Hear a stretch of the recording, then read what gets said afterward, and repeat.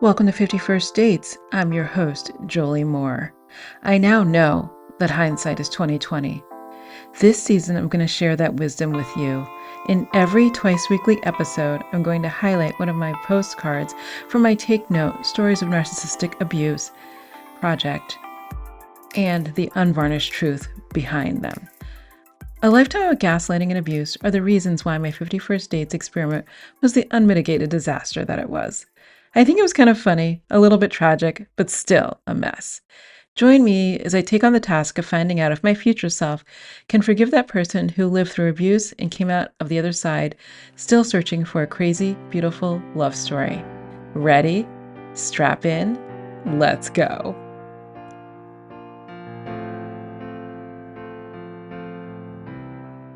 Hi, and welcome to 51st Dates. This is your host, Jolie Moore. Let's get to card number 7.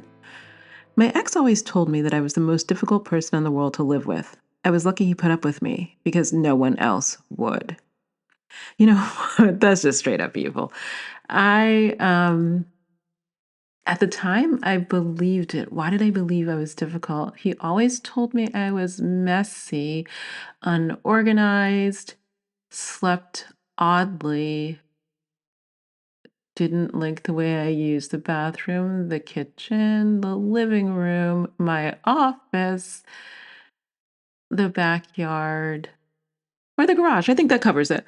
He was not a fan of how I lived, I guess. I don't know. To be honest, that hearing it and seeing it now, I can actually see in my mind it. The thing is, like, the memories sometimes are just so vivid. Sometimes I wish I was one of those people who had trauma and then didn't remember a thing, but I'm not. So I remember this really distinctly. I mean, what is there to forget? He was standing in the bedroom of the last house we lived in, and I don't even know what precipitated it, but he said often in many ways that no one else would ever want me. Um, and who knows, that may be true. I'm not out here like saying that like men are falling at my feet. Certainly not the ones that should be. So, but that's not the measure of my worth. But I now know he said it because he, consciously or not, I just, with that part, I can't tell, wanted to cut me down so that I would never leave. Obviously, I left, so that didn't work out. But it it was just an endless litany of how difficult I was. And obviously, this is a projection. I lived with him, he was difficult. And now that I live with my son, but I'm the only adult here, it is so clear that I'm probably one of the easiest people to live with. I'm very clean and neat, which actually I love. Now I have to put up with his piles of crap and him complaining about messes that he made, and that I didn't clean up fast enough. So it's quiet. It is quiet. I don't know. I think one of the best parts of living alone as an adult is that no one ever says anything bad about me. Of course, I have the voices in my head from my mother and my ex, but otherwise, clear. And the child and I are very similar. He's very neat. He doesn't make a lot of noise. Like, I don't know. Like, I really lucked out. So, for the first time in my life, coming home has no stress and most of the time joy. It's just amazing. And it's so interesting to realize that I don't need to buy yet another house or do yet another remodel to feel comfortable. I kept spending all this money on these things, hoping that that would quiet the voices of discomfort and the feeling in my body that things were wrong.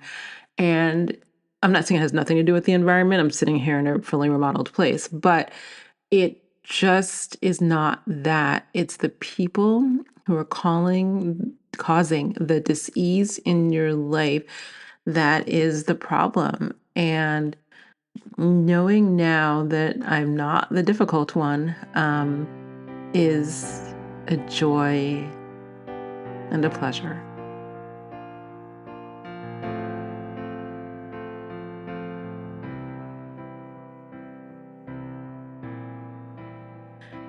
I'm Jolie Moore, and this has been 51st Dates, the podcast.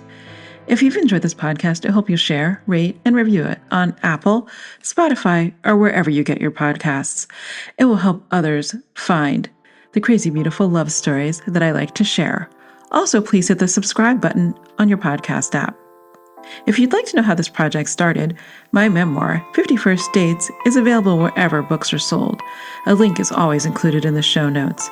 I'm also a romance writer. If you want to know more about my books, please visit joliemoore.com for more information. You can also follow me on Instagram, TikTok, and Substack at XOJolieMoore. The essays accompanying these postcards are available on Substack. You can also follow me on all social media at the same handle, XOJolieMoore. Thanks for listening, and I'll be in your ears very soon.